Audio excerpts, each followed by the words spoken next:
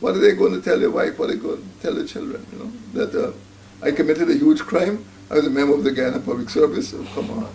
This is 2020. You know, we can't treat human beings that way. You know, they're not animals. Yeah. Walton Desir, who was serving at the Guyana Civil Aviation Authority.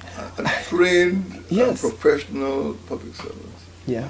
You know, there's no. Sometimes you do not actually see any evidence of any humanity. I don't know who's controlling it. I don't know if the president knows what's going on. I don't know at what level these decisions will be made, but they're very harmful to the country as a whole. She was actually hired by the PPP in 2013.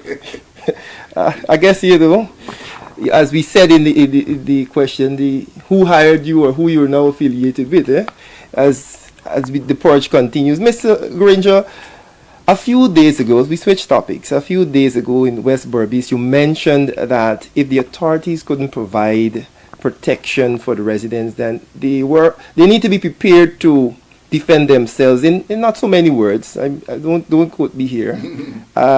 Would you like to explain what you meant by those words? Well, self-defense is not a crime. If somebody's attacking you, you have to protect yourself. And many of us lived through the troubles under President Jagdeo from 2000 to 2010. It was a decade of death, a decade of destruction, a decade of phantom squads. And we all learned bitter lessons then, that some elements, not all, but there were some rogue elements in the Guyana police force who were untrustworthy. There's evidence that some of them were working with the drug lords. And people had to to take self-defense measures. And I did use those words, self-defense. And it is an element of law. It is not a political notion that persons who feel that they're under threat or are likely to be attacked should defend themselves.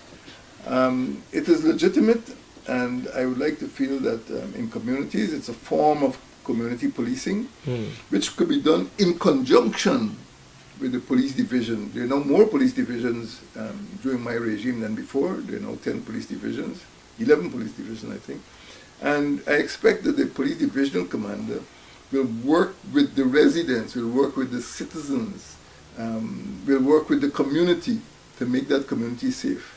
Of course, I am thinking about the Henry boys, that when something like that happens, or if there are vulnerable people within the community, maybe widows, maybe persons who had been under threat from abusive spouses, the community could help to defend those persons against attacks. You know, sometimes people might be coming from a different area.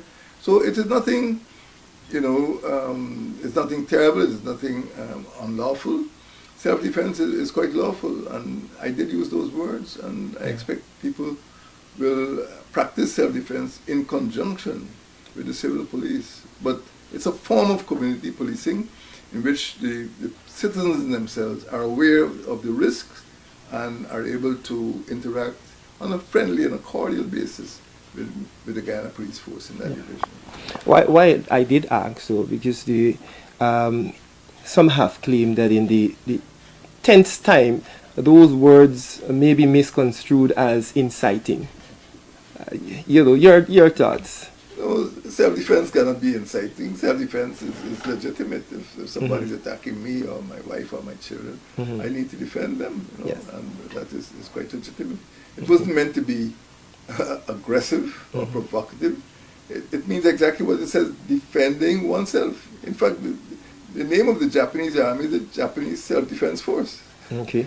So it is a legitimate concept in society and in law. All right. Thank you for that clarity. Finally, Mr. Granger, as we wrap up, as a nation, we're hurting. The brutal murders, skyrocketing cases of COVID deaths, thousands on the breadline, increased racial tensions. These are desperate times. More than half of the eligible voters went out there on March 2nd to cast their ballots for you. Would you like to take this opportunity to speak directly to those people of Guyana? Well, I've spoken to all citizens, not only people who supported the coalition or APNU, AFC. This is a time we need to have steady nerves. We need to continue to behave in a lawful manner. We need to continue to behave in a peaceful manner. And I would say that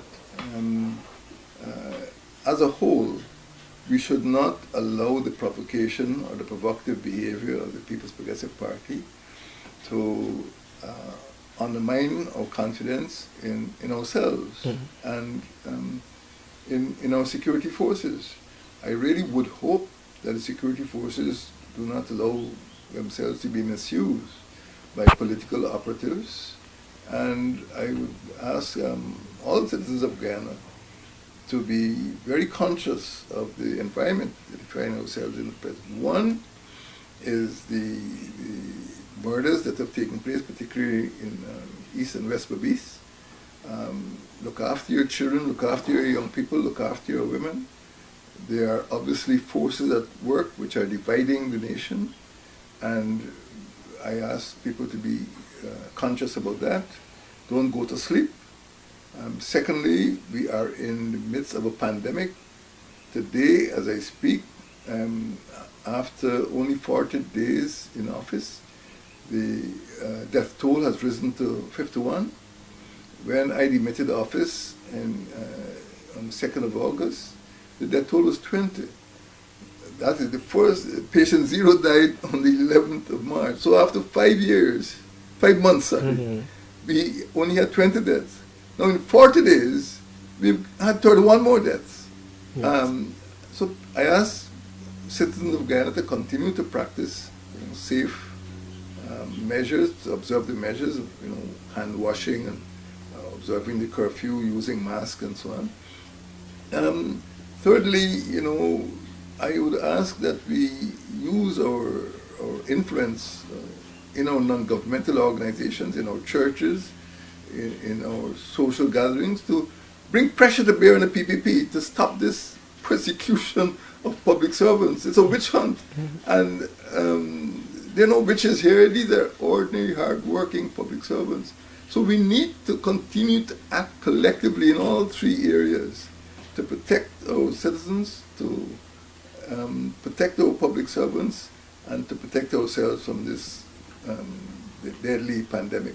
It is clear that the PPP came in, they threw away all the plans we had. We had a strategy, we had structures. They came in criticizing everything about the hospital, about the measures we had implemented. I'm very confident that if those measures were adopted and put into practice, we would not have had 51 deaths today. But I ask citizens of Guyana to pay attention to those three threats to Guyanese society today. The threat of dismissal, the threat of death, and the threat of, and also the threat of death by COVID-19. Right. That's my message to the people of this country.